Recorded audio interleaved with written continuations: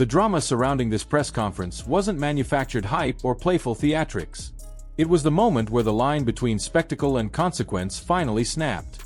What began as posturing and verbal sparring escalated into something raw and uncomfortable. A reminder that this fight has drifted far beyond entertainment. When bodies collided and security scrambled, the room shifted instantly. This wasn't promotion anymore. This was ego, pride, and danger colliding in real time. Anthony Joshua stood in that chaos with a posture that told its own story. There was no grin, no indulgence in the noise. His presence communicated intent. He wasn't there to trade insults or play a role in someone else's storyline. His words and body language carried a message that cut through the disorder. This was not an exhibition. This was not a novelty. This was a fight. And he was approaching it the same way he always had, with seriousness and a sense of finality. The energy around him tightened because everyone in the room understood what he meant. Joshua was not here to coexist. He was here to dominate. As he spoke, the tone hardened. He framed the fight not as a shared moment, but as a proving ground where superiority would be decided the only way boxing knows how. Experience, discipline, power. He wasn't interested in hype or viral moments. He believed this matchup was being dangerously underestimated, and he made it clear that the consequences would be real. The words landed heavier than any insult because they came without theatrics. Controlled, measured, direct. It felt less like trash talk and more like a warning. When Joshua addressed respect, the temperature in the room dropped. He wasn't posturing for cameras. He was drawing a boundary. The comparison to the Ngannou fight wasn't accidental. It was a signal that this bout would not be forgiving.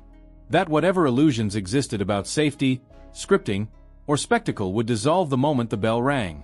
Joshua carried the weight of expectation openly, not as pressure, but as responsibility. He acknowledged it, respected it, and then set it aside, focused entirely on what he believed was inevitable inside the ring. Eddie Hearn's intervention only reinforced the gravity of the situation. This wasn't a fight that could be walked away from. Too much money, too much momentum, too many eyes. Hearn made it clear that Jake Paul knew exactly what he had signed up for and that retreat was no longer an option. The machine had already moved too far forward. Whatever confidence Jake carried into the room now came with consequences attached. And Hearn's tone suggested that reality was beginning to close in. Despite the warnings, Jake Paul's confidence didn't waver. If anything, it hardened. He continued to frame himself as the superior boxer, arguing that records were the only thing separating him from Joshua. In his mind, he wasn't climbing up toward Joshua. He was looking down at him. That belief, whether genuine or defiant, became the most dangerous element of the entire build-up. Jake didn't see himself as an underdog.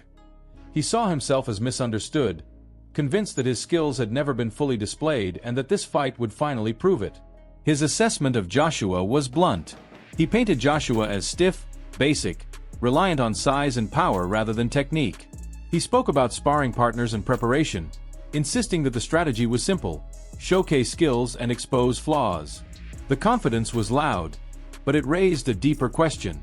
Confidence alone does not shorten distance, absorb pressure, or erase years of elite-level experience. And as the room absorbed his words, the disconnect between belief and evidence became harder to ignore. Behind the scenes, Joshua's evolution told a very different story. Insight from Usyk's camp revealed that this version of Joshua wasn't clinging to old habits. After the Usyk fights, he was encouraged to change, to evolve, and he listened. Linking up with that team wasn't about reinventing himself, but refining what already existed. Movement, timing, ring intelligence.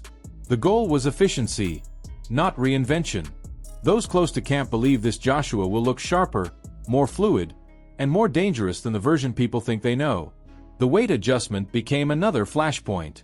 For the first time, Joshua was required to manage his weight in a way that altered his usual routine. Instead of weakening him, the change appeared to sharpen him.